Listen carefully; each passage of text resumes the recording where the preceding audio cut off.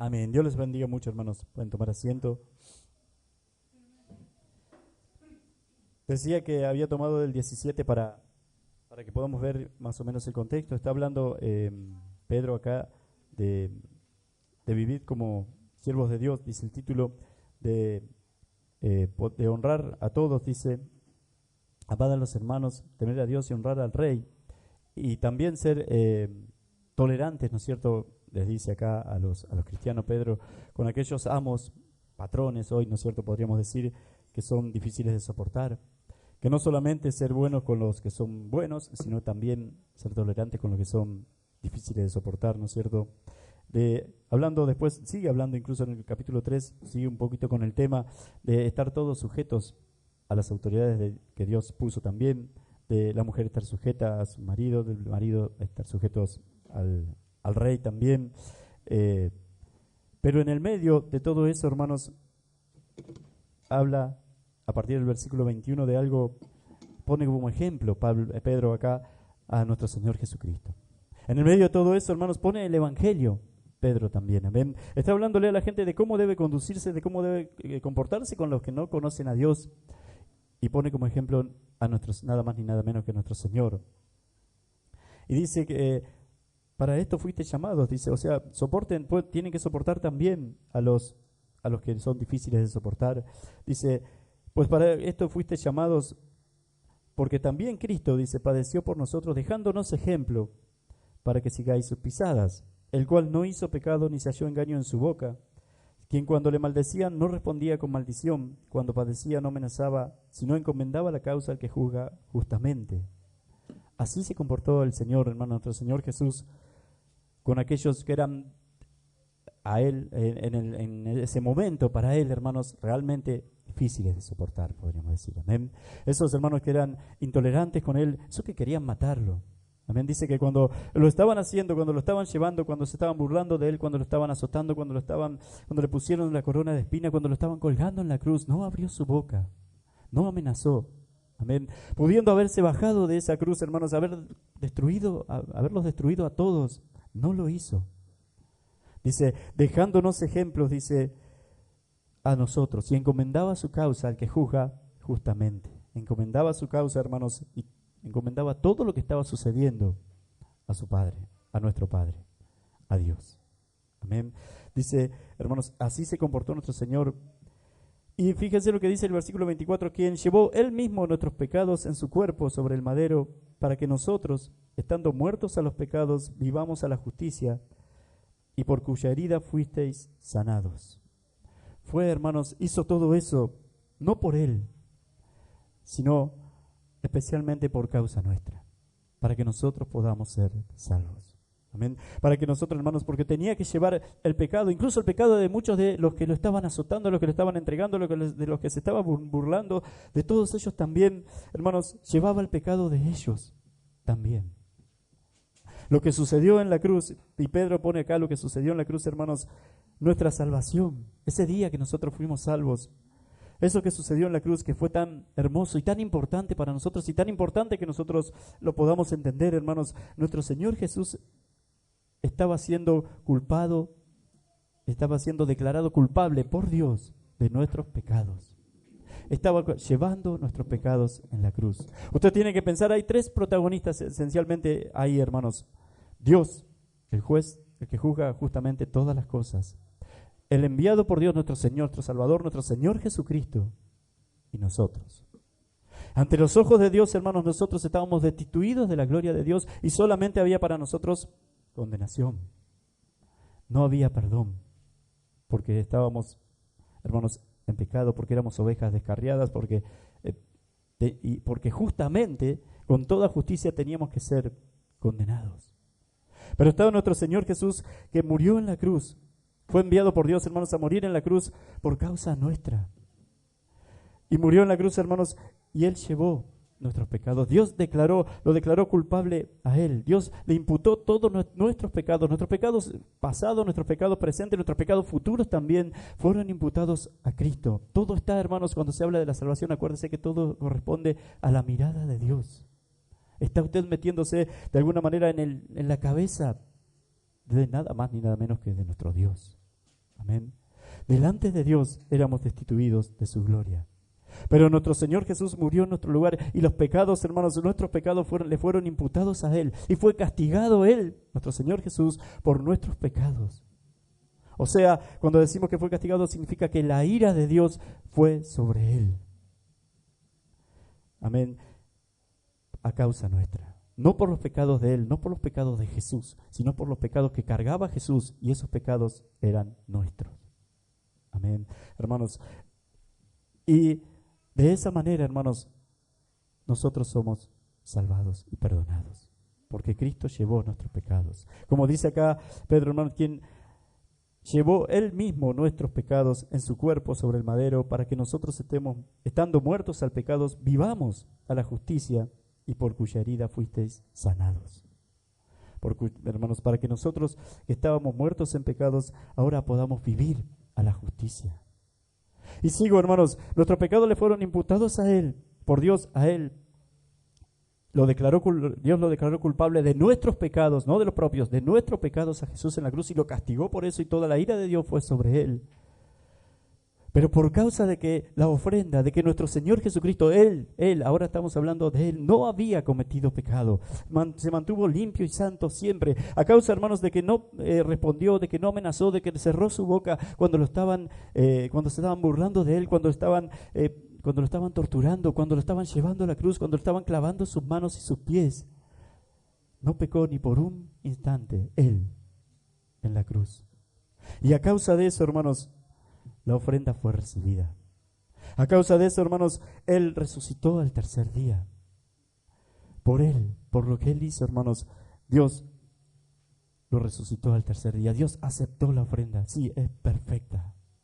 Él, la ofrenda, Cristo, es perfecto. Ahora sacamos la parte que llevó nuestros pecados. Estamos hablando de Dios mirando a Cristo. ¿Sí? En la cruz miraba, hermanos, estaba cargando nuestros pecados. Los miraba como un pecador. Pero cuando miraba a Cristo, realmente, hermanos, a Él y su vida y la vida que Cristo murió y no había pecado en Él y Dios lo sabía, por supuesto, hermanos, entonces la ofrenda fue aceptada. Entonces no hay ira, ya no hay más ira. Entonces ahora hay perdón y por todos los hombres, el pecado que cargaste de todos los hombres, o por decirlo de alguna manera mejor para que se entienda, los dueños de todos esos pecados que vos cargaste. Es una charla entre Dios y Cristo. Los dueños de todos los pecados que vos llevaste en la cruz y de los que yo te inculpé y de los que yo te imputé y de los que yo te castigué. Ahora no estoy más enojado con ellos. No hay ira para ellos. Y fue por vos. Amén. Ahora hay perdón para ellos. Ahora la vida que vos viviste la van a tener ellos. El famoso intercambio, glorioso intercambio de la cruz. Hermanos, interioricémonos bien de lo que pasó y lo que sucedió en la cruz, porque es hermoso y porque es lo más importante de todo. Amén. Ahora ellos van a tener vida. Vos moriste por ellos. Vos llevaste sus pecados. Yo te inculpé por los pecados de ellos, yo te castigué. Pero vos no tenías pecado. Está perfecto. Está aceptado. Hermanos, por decirlo, para figurarlo, para que se entienda, ¿no es cierto? Está perfecto, si quedamos en ese punto. Está perfecto, está aceptado. Resucitá y anda a verlos. Volvé y anda a verlos.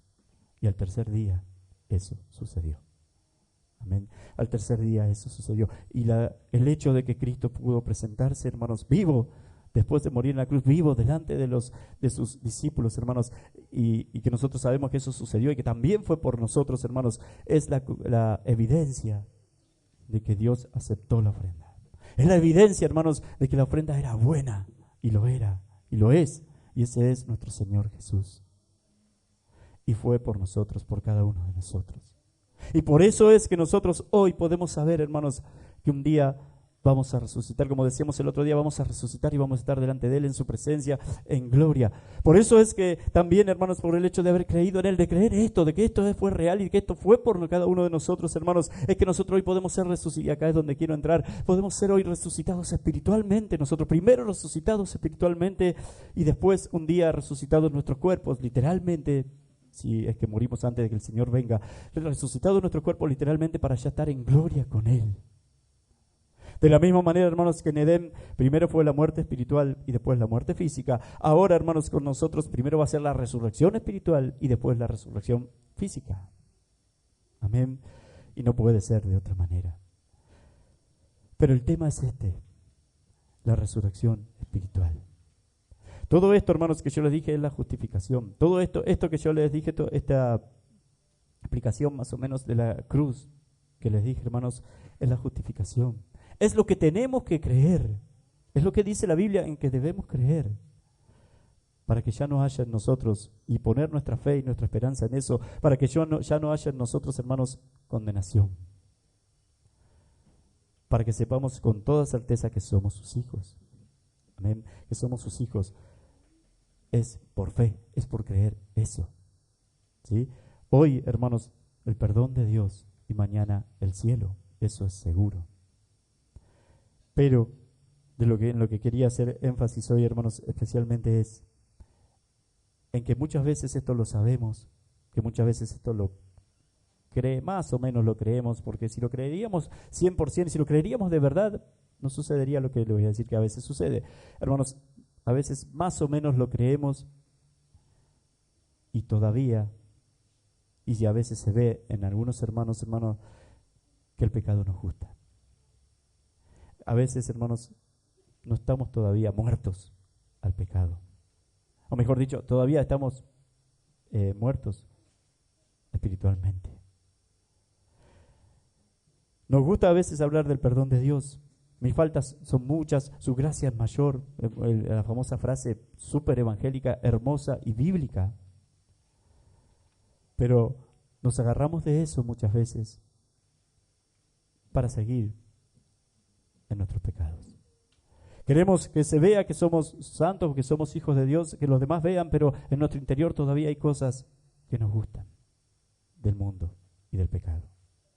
Y eso, hermanos, es una evidencia, y eso lo sabemos solamente nosotros, y esa es una evidencia de que todavía no ha entendido nada. Esa es una evidencia de que todavía no ha alcanzado salvación usted. Porque el verdadero Hijo de Dios, quien realmente ha creído bien, hermanos, en lo que Cristo hizo en la cruz, en esa relación de Dios con Cristo y todo lo que sucedió por cada uno, por causa nuestra, hermanos, y todo el perdón que nosotros hemos recibido, y hemos creído que somos sus hijos, y hemos creído que hay salvación para nosotros, y eso lo dice la Biblia, y hemos creído que ya no hay condenación para nosotros, y eso lo dice la Biblia, hermanos. Creemos eso, decimos creer eso, pero todavía el pecado nos gusta y hay cosas que todavía no queremos soltar. Entonces no hemos creído. Amén. Entonces todavía, hermanos, no hemos entendido. El verdadero Hijo de Dios, quien realmente ha creído, odia el pecado. Hay odio en el corazón del cristiano, sí, por el pecado, por lo que hacía antes, por el pecado que mató a Jesús, por lo que hacen los hombres, que va todo en contra de la voluntad de Dios, que va todo en contra a lo que predicó nuestro Señor Jesús. Por la vida de los hombres o la vida nuestra que llevamos nosotros, hermanos, aunque sean cositas chiquitas, por cosas que nosotros hacemos que Jesús no las haría. Él vivió la vida que nosotros no podíamos vivir delante de Dios. Y murió la muerte que nosotros no podíamos soportar delante de Dios. Hermanos, al morir esa muerte que nosotros, al morir en nuestro lugar, ese intercambio del que les hablaba, hermanos, significa que la vida que Cristo vivió, esa que no podíamos vivir nosotros, ahora pasa a nosotros. Y ahora sí la podemos vivir. Lo que significa que, hermanos, el pecado no se enseñoreará de nosotros. No se puede enseñorear de nosotros. Eso fue lo que sucedió en la cruz. No va a ser, hermanos, no es algo triunfalista esto antes de que piensen. No va a ser perfecto, hermanos. La perfección llega en el momento de la glorificación, sí. Pero debemos ir caminando hacia esa perfección. Debemos ir avanzando todos hacia esa perfección. Porque de eso se trata la santificación, de que nosotros pasemos de ser pecadores, hermanos, y eso se trata de nuestra vida. Es gradual, sí, hermanos, pero debe ir avanzando a tener la vida plena de nuestro Señor Jesucristo. Que va a suceder eso, hermanos, en la glorificación, cuando nuestros cuerpos sean cambiados, sean glorificados. Porque A diferencia de nuestro Señor, hermanos, la presencia del pecado en nosotros todavía está. La presencia del pecado en nuestra humanidad todavía está y va a estar siempre con nosotros. Y el mayor enemigo que tenemos cada uno de nosotros, hermanos, somos nosotros. El mayor enemigo, hermanos, somos nosotros. Y además es el que está con nosotros las 24 horas del día. 24/7, como se dice. Todo el tiempo. Y que no descansa y que lucha contra nosotros. Y que lucha contra lo que nosotros hemos creído. Que lucha contra Dios. Hay algo en nosotros que lucha contra Dios. Pero si el Espíritu de Dios está en nosotros, hermanos, eso no se puede enseñorear de nosotros. No puede poner el pie sobre nuestro cuello, como pasa con los hombres del mundo. No puede ser nuestro amo, porque ahora tenemos otro Señor, y ese es nuestro Señor Jesucristo. Entonces ahora, hermanos, aunque la presencia esté, no somos nosotros los que deberíamos tener el pie sobre el cuello del pecado, por lo que Cristo hizo por nosotros. Suena, hermanos, todo esto lo sabemos, todo eso, esto de la justificación quizás lo entendemos y lo decimos, y que fui perdonado, que soy hijo de Dios y todo eso, y mucha gente usted la ve que la dice, pero después cuando miramos las vidas de ellos, hermanos, sus hechos niegan eso. Dice la palabra de Dios en Romanos 5, hermanos, que por uno solo, por nuestro Señor Jesucristo, nosotros hoy reinamos en vida. Amén. Quiero leerlo bien para que sea completo. Lo había marcado y se me salió. Acá está. Romanos 5:17 hermanos, dice: pero si por la transgresión de uno solo reinó la muerte, mucho más reinarán en vida por uno solo, Jesucristo, los que reciban la abundancia de la gracia y del don de la justicia.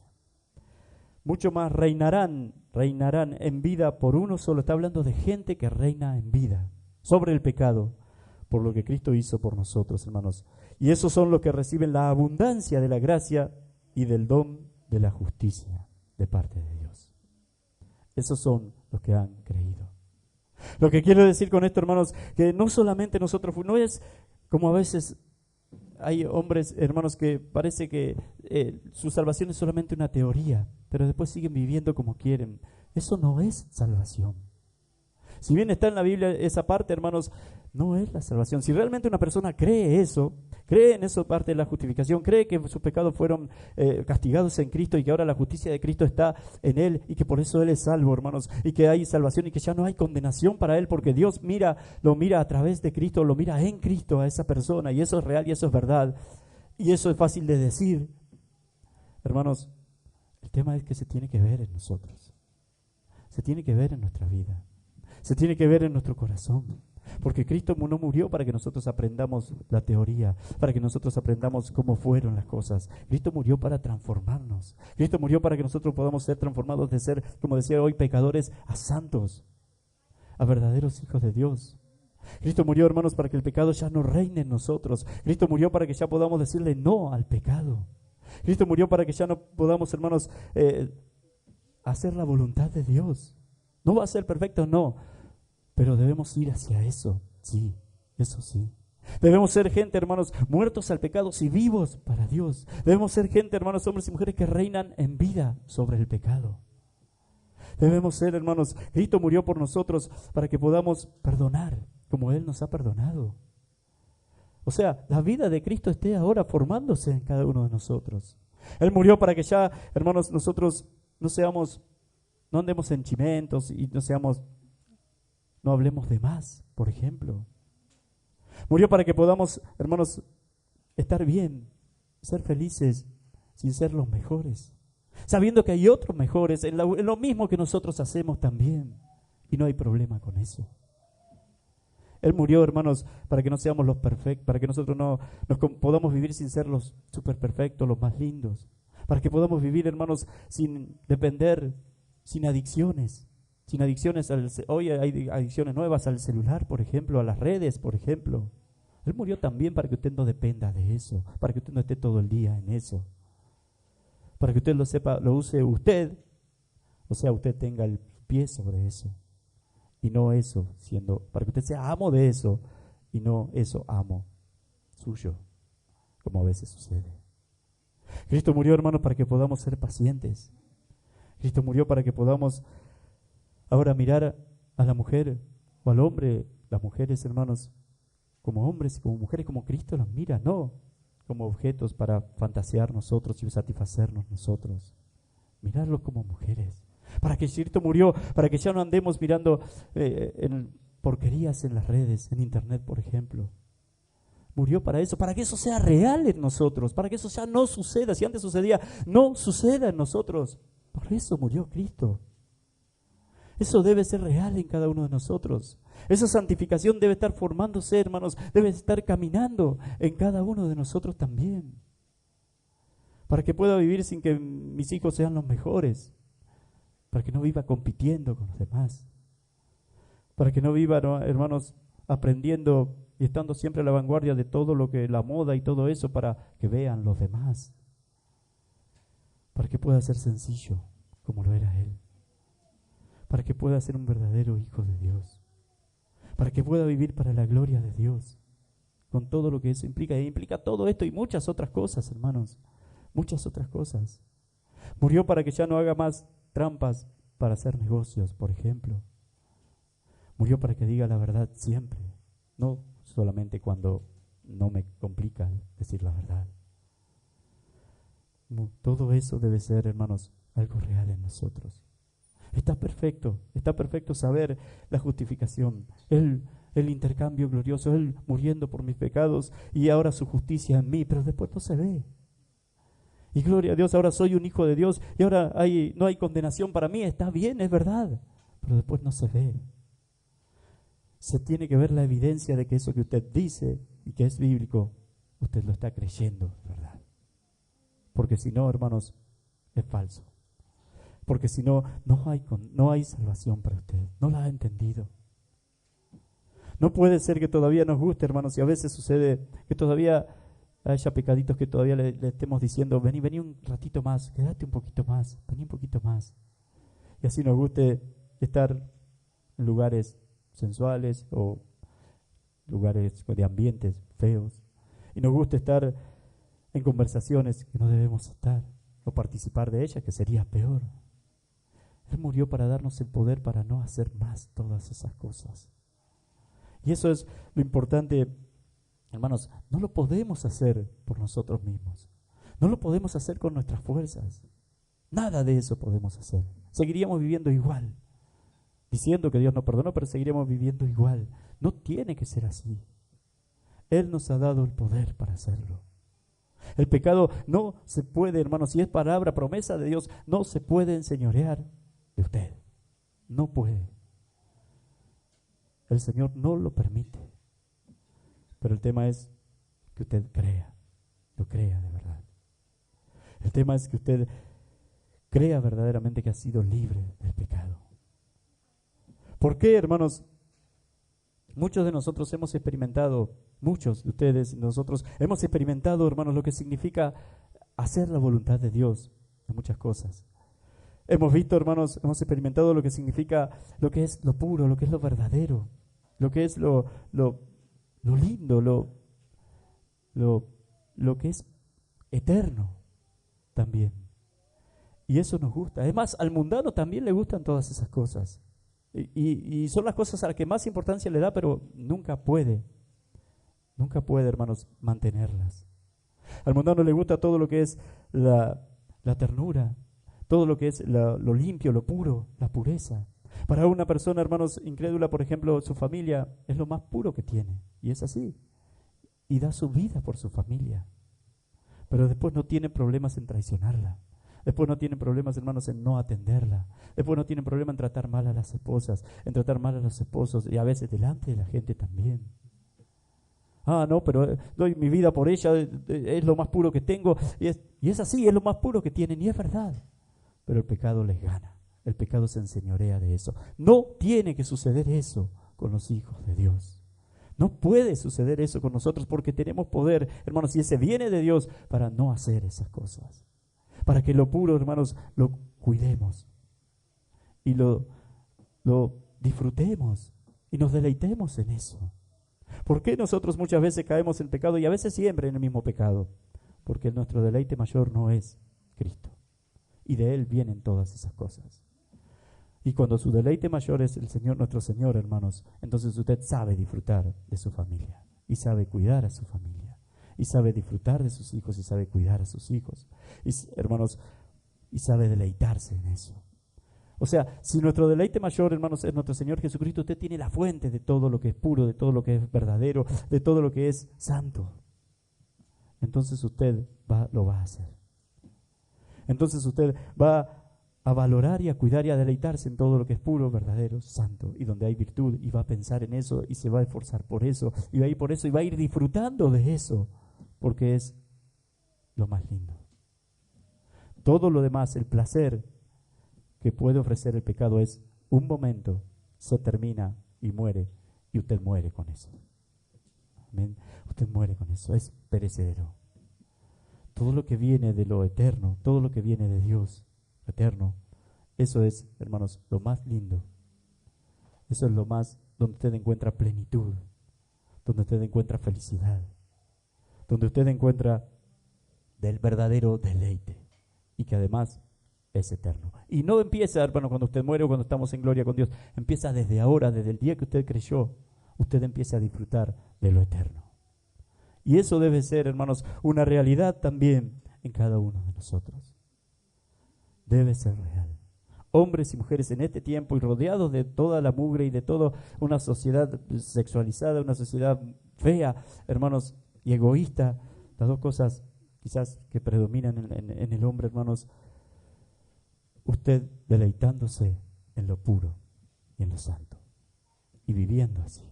Y hemos recibido el poder para hacerlo, cada uno de nosotros. Hemos recibido, hermanos, el Espíritu de Dios para poder hacer esas cosas, para poder luchar contra el pecado, para poder vencerlo, para poder, hermanos, para poder poner nuestro pie sobre su cuello y para que ya nunca más se enseñoree de nosotros.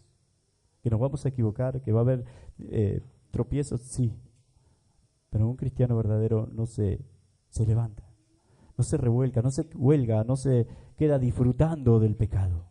Enseguida sale, se levanta. No lo justifica, sale, se levanta. Y se levanta dispuesto a no hacerlo más. Y se levanta, hermanos, con más hambre, con más sed de lo que viene de Dios, para tener más fuerza y más poder para vencer todo eso que ya ha comprobado que solo no lo puede vencer. Esa es la vida del verdadero Hijo de Dios. Eso debe ser algo, hermanos, real en cada uno de nosotros. Si hemos creído realmente lo que sucedió en la cruz. Y si no, vamos a estar como muchas iglesias y mucha gente, lamentablemente, diciéndolo, hermanos, su gracia, mis faltas son muchas, su gracia es mayor y todo eso, hermanos, y como que eso lo justificamos por eso. Con eso justificamos y lo grande que es Dios, eso es verdad, pero con eso justificamos cositas que por ahí hacemos y nos gusta hacer. Y seguimos viviendo así. No, esa persona no ha creído, no ha entendido, esa persona no ha sido salvada aún. Y no tiene, hermanos, que suceder con nosotros. No puede suceder con cada uno de nosotros. Usted ha sido declarado libre del pecado el día que Cristo murió en la cruz por usted. Fue una declaración de libertad, de independencia, de libertad. Hay una historia, hermanos, se la voy a contar más o menos, no me acuerdo bien los detalles, pero en el tiempo de la abolición de la esclavitud, historia como esta hubo un montón. Hubo un hombre llamado Zacarías, no recuerdo el nombre, el apellido, hermanos, un hombre llamado Zacarías, que era esclavo, era negro, esclavo, y trabajaba para un amo bastante tirano, Y cuando llegó el día, hermanos, que Lincoln abolió la esclavitud, o en el tiempo de Lincoln se abolió la esclavitud y se decretó que tal día, creo que fue el 1 de enero, hermanos, todos los esclavos son libres, y eso fue decretado y firmado por todos, y todos, hermanos, podían irse a donde querían, podían hacer lo que quisieran, si querían quedarse, se podían quedar, si podían irse, se podían ir, hermanos. Este hombre Zacarías, a las 12 de la noche de ese día, vamos a suponer 1 de enero, no recuerdo bien, hermanos, tomó su familia, tomó sus hijos y se fue, salió, se fue, no quiso ser más esclavo. Y estaba muy contento y estaba muy bien, y todos contentos, y bueno, no sé de dónde fueron, consiguieron un lugar, pero un día, a los 2 o 3 días, él estaba comprando una despensa, estaba comprando algo y entró el amo, el antiguo amo de él, y lo miró con desprecio y medio feo. Y este hombre lo miró con miedo y empezó a temblar. Y este amo, cuando vio eso, le dijo: Zacarías, ¿qué estás haciendo? Vos tendrías que volver y todo eso. Y le decía de mala manera, muy feo. Más temblaba el hombre, hasta que incluso se orinó en sus pantalones. Hermanos, ¿qué diría usted si estaría entre medio de esos dos hombres? ¿Qué le diría a este hombre? Ya hacía unos días había sido declarada su libertad. ¿Qué le diría a ese hombre? Que es libre. Le gritaría, le haría ver, le mostraría, si pudiera, el decreto mismo firmado por todos. Hay libertad, tenés ley, no le tenés que rendir cuenta de nada a este hombre. Sos libre, hay libertad para vos, tenés toda la libertad, podés hacer lo que quieras, no tenés que temer nada, a nada, y mucho menos a él. A veces pasa eso con nosotros, hermanos. Viene el pecado y nos mira un poquito feo, zapatea un poquito delante nuestro y caemos enseguida rendidos a él. No, usted fue libre de ese pecado. Puede no hacerlo, puede no cometer ese pecado. Podemos ser, hermanos, no se puede enseñorear de nosotros. No puede. ¿Y cómo sería entonces, hermanos? Vamos a suponer que usted está cayendo siempre en el mismo pecado. Entonces, ¿qué le tendríamos que decir nosotros? ¿O qué le dice el Señor hoy? Que es libre, pero que recuerde siempre que es libre. Que tiene que estar en comunión con quien les dio la libertad. Que tiene que estar escudriñando la palabra de Dios, que le está diciendo, hermanos, si se trata de eso, le está diciendo que fue perdonado, que no hay condenación para usted y que hay libertad para usted, y que además está siendo formado al carácter de Cristo y un día va a estar en gloria con Él, en perfección con Él y por la eternidad. Es importante que esto se recuerde. Es importante, hermanos, que se hablen mensajes como el de hoy, como este, y recordarle al pueblo, a todos nosotros, hermanos, recordarnos a todos nosotros que hoy hay libertad, que no tiene por qué seguir pecando, que no puede y tiene poder para no seguir cometiendo siempre el mismo pecado y cayendo siempre el mismo pecado y estar pidiéndole perdón a Dios por el mismo pecado siempre. Eso debe terminar, si se puede terminar, créalo. Debemos ser personas que reinan en vida. No solamente decir que fuimos salvados, que fuimos perdonados. Que se vea nuestro reinado sobre el pecado. Cuando digo reinan en vida, hermanos, es reinar sobre el pecado. Ese que siempre va a estar peleando contra nosotros. Ese que siempre va a venir a tentarnos. Ese que siempre, hermanos, va a venir a querer sacarnos de la voluntad de Dios. Ese, hermanos, que lo vamos a tener hasta el final. Mire, algo que hace, hermanos, nuestra carne, nuestra humanidad, si algo no le gusta, es el orden. Es estar reglamentado, podemos decir. ¿Qué es lo que Dios hace con nuestra carne? Por ejemplo, para que tengan un ejemplo, a nuestra carne le gusta tener sexo libremente y con quien quiera y con quien le guste, a todos los hombres y a todas las mujeres. Dios dice no. Solamente en el matrimonio, porque eso es algo muy importante para mí. Muchas veces hemos visto todo lo que implica eso. El matrimonio cristiano, hermanos, es para Dios o delante de Dios, y ahora volvemos a estar delante de Dios. Es una recreación o es lo más parecido al Edén antes del pecado. Y se acuerdan que hablamos de eso. No lo voy a volver a explicar, pero se acuerdan que hablamos de eso. Dios dice, por eso es muy importante para mí, solamente en el marco santo del matrimonio. La carne dice no, con quien quiera y con quien me guste. Y eso a causa de la caída y eso a causa del pecado. No éramos así antes del pecado. Hermanos, no le gusta, les decía, las reglas, no le gusta la reglamentación. Y Dios lo que hace es ponernos todo eso. A la carne le gusta comer lo que quiere, como sea y lo que sea y cuando sea. Y lo que le gusta. Dios dice, la gula es pecado, controlate y tenés poder para hacerlo. ¿Entienden, hermanos? Eso es lo que sucede con la carne. Eso es lo que sucede con el pecado. Está en nosotros y quiere hacer lo que quiere. Y Dios, hermanos, a través de su Espíritu Santo, nosotros le dice, no, acá el que manda soy yo. y él va a tener relaciones en el matrimonio y va a comer de acuerdo hasta donde necesite nada más, no todo lo que quiera. Además, fíjense, si el pecado no es malo, hermanos, que incluso todo exceso en todas esas cosas, como por ejemplo en el comer, trae muerte física también, trae enfermedades.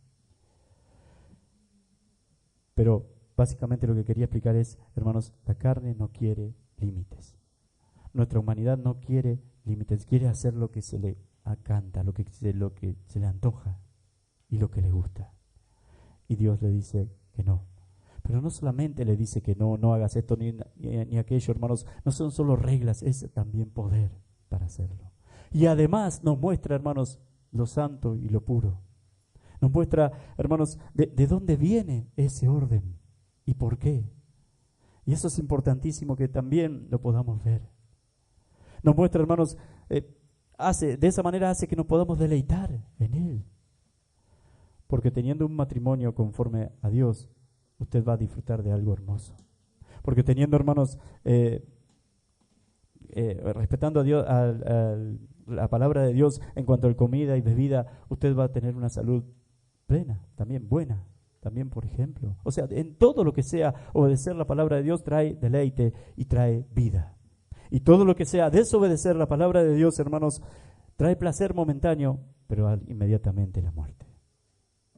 Muerte, dolor, destrucción.